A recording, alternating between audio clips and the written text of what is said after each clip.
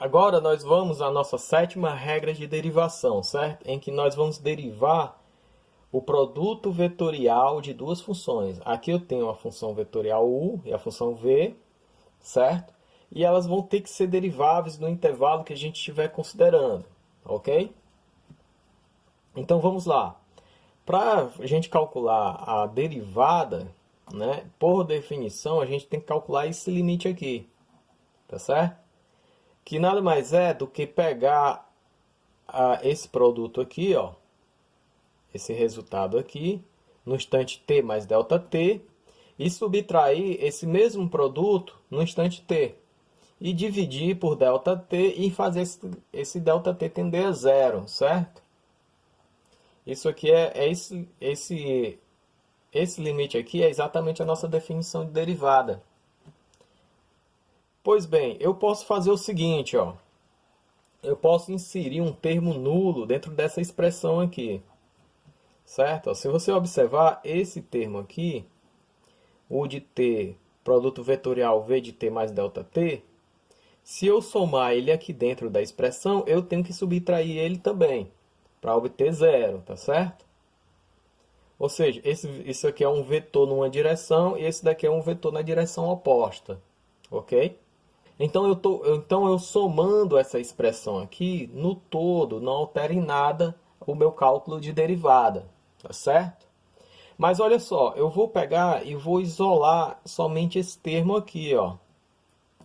E vou fazer o estudo do limite dele, mais o limite dessa expressão aqui, né? Olha só, aqui eu tenho essa expressão, aqui, ó. E aqui embaixo eu tenho essa expressão aqui, certo? Então, eu vou fazer o estudo só dessas duas partes aqui, certo? A primeira coisa que a gente deve observar é o seguinte, o produto de funções vetoriais é não comutativo, ou seja, quando a gente faz a análise, né, do produto vetorial, a gente não pode sair comutando o produto, tá certo? Então, eu vou fazer o seguinte, eu tenho que isolar um termo aqui, que está em comum, que é exatamente esse v de t mais ΔT, mas eu tenho que isolar ele somente pela direita, porque ele está multiplicando pela direita, né?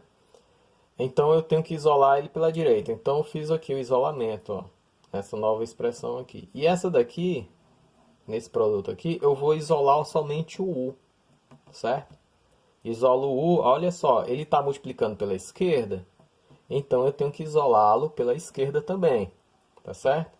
Agora vamos ver o que é que ficou de resultado nesse isolamento aqui. Aqui a gente tem a derivada de u, ó, certo? E aqui, por definição, nós temos a derivada de v, né? E esse termo aqui, esse limite aqui, quando o ΔT tender a zero, vai ser o próprio v de t, tá certo? Então, quando a gente fizer aqui o desenvolvimento, calcular esses limites, o resultado vai ser essa expressão aqui, que é nada mais que uma regra do produto.